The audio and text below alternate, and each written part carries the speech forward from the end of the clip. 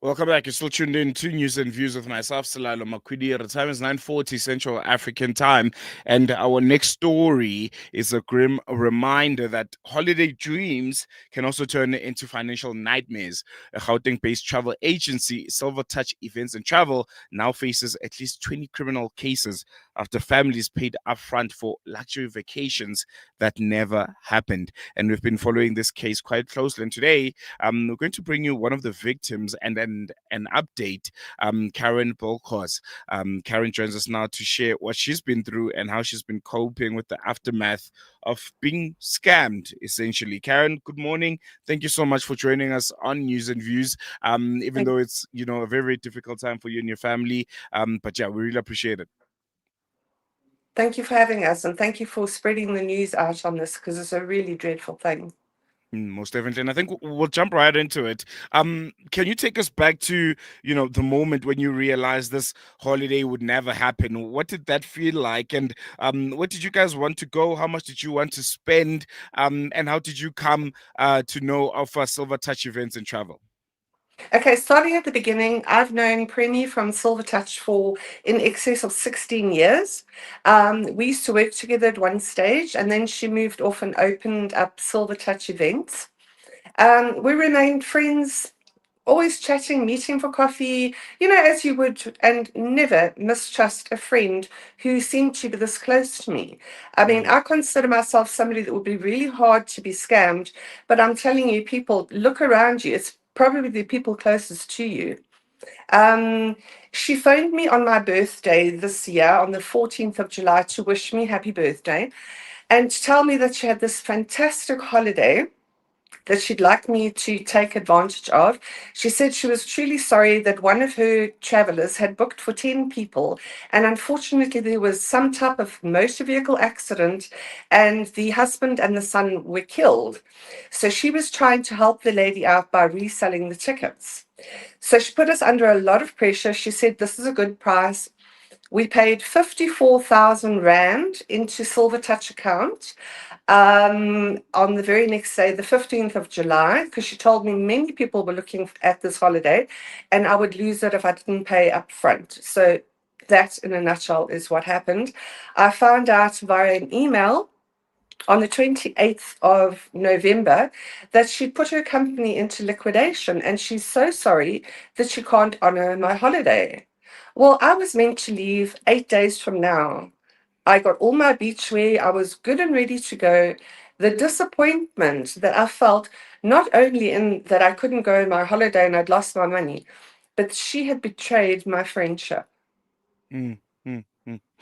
What was your last communication with her? Because we spoke to some other victims, and they were all, telling us that she's evading them. There was a close friend of her son's, and she said she was diagnosed with cancer and all kinds of stories that she's making up. On your end, when was the last time you made official communication with her? And what response did she give?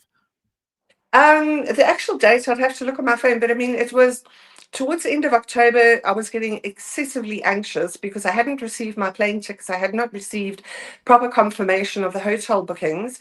And she kept on just saying, "Oh, there's a problem with the paperwork, oh, the documentation, and I don't want to let my customers down. So I'd rather be 100% sure.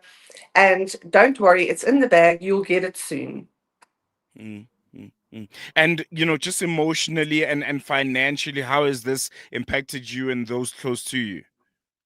It's dreadful because my husband turned 65 in November, and this was meant to be his so-called retirement holiday, which is not going to happen, unfortunately.